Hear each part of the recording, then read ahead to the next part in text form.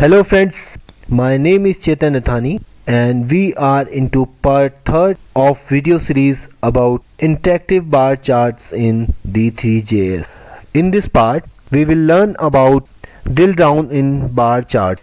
So let me explain you how we are going to achieve data drill down in our bar charts. For example, data representing these bars which are shown on your screen can be further segregated into subparts. If a user hovers mouse over these bars are expanding. So this event is giving a hint to user that there are some further events associated with this bar. So if he clicks on any bar, it will show sub data related to data which is associated with the bar on which user clicked. If he will click again, it will get back to initial form. So similarly, he can click on any other bar and he can see sub data of that bar. So scenario we have taken here is we are showing sales of a particular product according to particular reason. For example, 1376 quantity of this product is sold in Canada, 1219 quantity of this product is sold in USA, and 534 quantity of this product is sold in India. And we have assumed this product has certain models. So if we want to see sale of particular model in a particular region, for example we want to see sale of different models in region Canada, user can click on it and it will see sale of, for example, sale of model 4, that is quantity 1117 of model 4 is sold in Canada, quantity 232 of model 3 is sold in Canada, and quantity 20 of model 2 is sold in Canada, and so on. So this was the scenario. So as you may already be aware that this is part 3rd of our video series. If you haven't watched part 1st and 2nd, I suggest you watch part 1st and 2nd before watching this video. So in part 1st, we learned to create simple bar charts without any events. In part 2nd, we included events like mouse hover and tooltip into these bar charts, and in part 3rd we'll learn about data drill down in these bars. So before going to code, let me tell you two things. First of all, I already have code for this chart. I'll be just copy and pasting that code and I'll be explaining you guys that what that particular piece of code is doing. And second thing is, I'll be publishing code for this chart into Git and I'll be sharing location of that code in end of this video. So let's go to code now. So let's try to run current code we have. So you can see we have mouse hover and tooltip events, but we don't have click events. So I'm clicking and nothing is happening here. So we have to include click event in these bar charts. So let me explain you flow of our code first. We basically have three functions. First function is plot, second function is build bar, and third function is transform chart data. So first of all, plot function is called in document.ready, and in this plot function we are first transforming our data. We have our static data here. In real-time scenario you will get the data from server side, but this is a sample application and we have taken a static object, JSON object here. So in plot function, first we transform our chart data and then we call build bar, which builds bar for us in UI.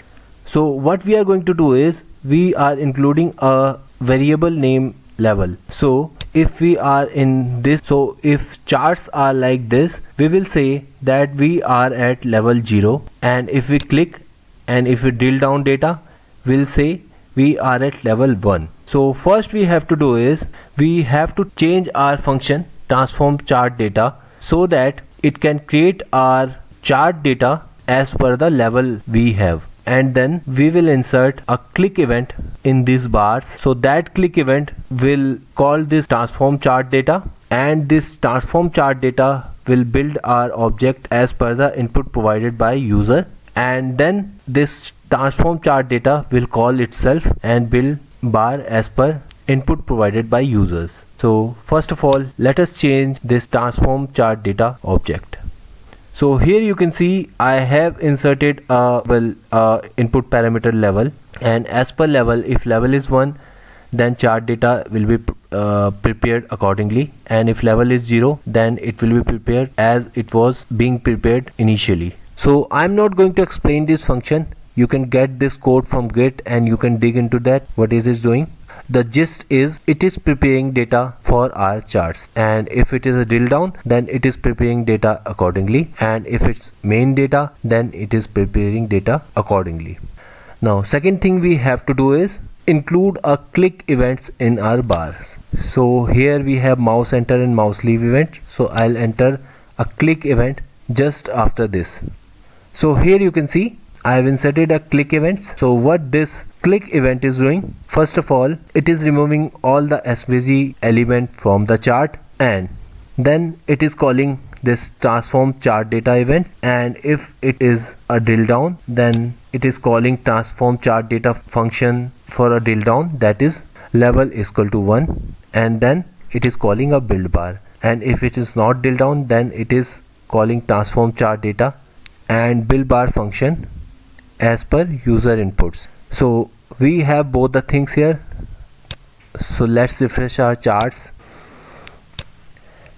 and here we have drill down in our bar charts.